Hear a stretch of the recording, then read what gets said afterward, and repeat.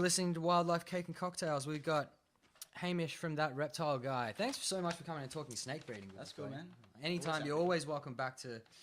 Lisa's spot on the couch is actually going to rotate. Unfortunately, she can't be here with us every week, so occasionally we're going to have maybe Hamish or Yasmin or some other wildlife nerd come down. But anyway, let's get into some research. Man, this first new interesting piece that I've got is on the complete mitochondrial genome of the endangered Mary river turtle, Elusor macrurus. And they found and low mtDNA variation across the species range in Australian Journal of Zoology. That's Schmidt et al. 2016.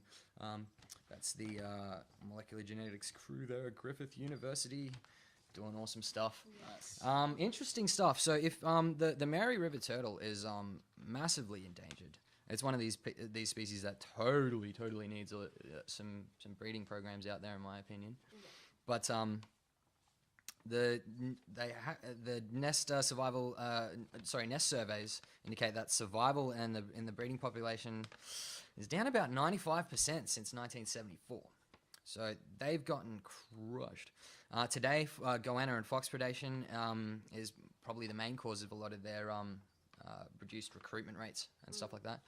But in the past, it's been commercial egg harvests.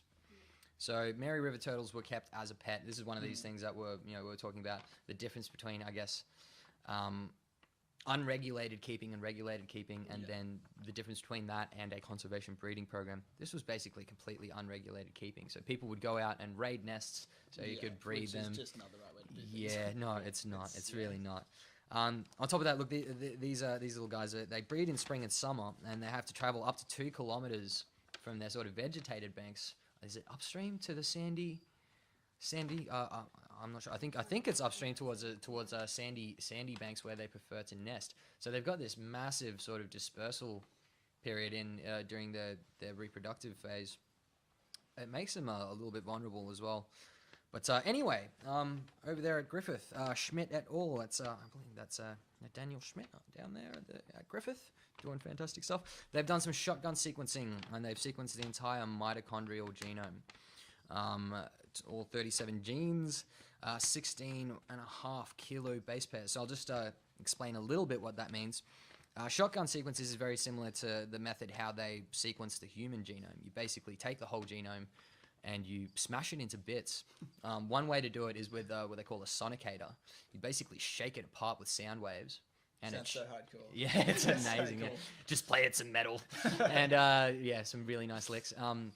And it just shreds apart. And then you do what's called chain termination sequencing, the Sanger sequencing, which goes from those broken ends you sequence forward. Right? Now, you're not going to get really long bits of sequence, but because you're doing it in so many copies of the genome and in so many random places, you're going to get sequences which overlap. And then using computation, you can put all those overlapping sequences together, see where they match up to get a full genetic sequence, and then you can read that for variation and stuff like that. Or you can compare it against other genomes out there by aligning it with something like BLAST, which is a basic local alignment sequencing tool. Local sequence alignment tool. Alignment sequencing tool. I don't know my acronyms. Who knows? You're the genetics guy. I was the genetics guy. Now I've had far too much coffee. Anyway, very interesting stuff. Look, they have such a reduced distribution, dramatically reduced population size due to the whole pet trade thing, and really low genetic diversity. Now, I think we were talking about this a little bit towards the end of last podcast, which got cut out because we had some technical issues last podcast. We only got about halfway. Genetic diversity is really important because having all these different variants in the population means individuals have different adaptive responses to an environmental change, like a disease or a flooding or a temperature change or a salinity change. If somebody can't handle it, somebody else can handle it. They'll survive and breed to the next season. Yada yada yada. So having variation is very important. Now they've sequenced 22 samples from across the entire range of 8 sites, and they only found 2 mitochondrial haplotypes.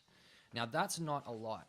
To put it in perspective, a study with like let's say a single mitochondrial gene might have, let's say, 600 base pairs, 600 codes of genome that you're looking at.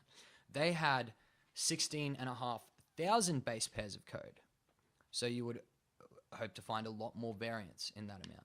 Okay, in a simple study of let's say a 600 base pair fragment of, let's say, a gene, we'll pick one at random, like ND4, cytochrome oxidase 1, whatever, doesn't really matter. You might find, a dozen haplotypes, by which we mean mitochondrial genome variants, and they found 2. So is this? Do you know if this is common to turtles or reptiles or? No, I mean, I think this is just a massive reduction in genetic diversity because of how heavily the population was plundered. So they've gone through a population bottleneck. A population bottleneck is when you reduce the genetic diversity massively, and then even if it grows again, it's not going to have the same amount of diversity. Those genes, Yeah, gone. exactly. That's right. You got to wait for mutation to pop up or migration if there's another population somewhere with different gene variants to bring it back in. Either that or, hopefully you've got some in a captive breeding program and you sequence them and you go, oh my God, these old ones from a captive breeding program are a different mitotype, a different haplotype. And now you can maybe, if it's, unless you're massively messing with the population demographics, you can maybe introduce that back into the population and get some genetic diversity in there. And importantly, you can look at the difference. Imagine if we had never taken them from the wild and we never had that population, and then we've looked like, oh, well, is this normal? It used to be this way. Who knows? Potentially. Well, I mean, I don't think we do know. I don't think we have a study of the mitotypes from back then. Yeah. Do we? I don't think there is one. There may be, but I'm not aware of them. Yeah. Did you see much of that? Because I know you read that article quite heavily, Yeah, Lisa. no, I didn't really say anything about that, I don't think. Yeah. See, that's a shame. It's pretty worrying. It is. That's a very, very low genetic diversity for a species out there, particularly with such a reduced range. This is it's kind of hitting all the nails on the head for a species that needs some assistance in survival and conservation. Absolutely. Yeah. And still to this day, fox and goanna predation going on. Who knows if there's still poaching going on for it? I mean, I imagine it's probably reduced a whole lot by now, but which is potentially a positive of keeping captivity because I mean, yeah, maybe when you've got that many, it's not rare anymore. Yeah, well, I mean, if there was, is there a big captive Mary River turtle population? Are they available? River, but certainly some of the turtles in captivity are so common that there's plenty of captive turtles that you free. Yeah. Sometimes it's like, why would you want the rarest, most difficult to keep one that's struggling in the wild unless you're like a total which look, there's some they're out there. Yeah, they're out there. They do exist, unfortunately. Oh man. But anyway, I like to have that genome sequenced is and to see, it is huge, and it's that gives you a really good kind of foundation to go forward on, and that knowledge of the genetic diversity it gives you a really good base to work on as far as I guess management and conservation plans, right? It'd be really interesting to see if they do some other species and species and compare it. I imagine they've been done. I didn't really look into it, but surely I remember them saying this is a ridiculously low genetic diversity. Yeah, there was other ones mentioned in there. Yeah, of course they've done. There's been others done. They wouldn't be saying this is really low if they hadn't done it. If it wasn't a comparison. I think in there they had compared it to another sort of. Another same genus, Elusor or something. Who knows?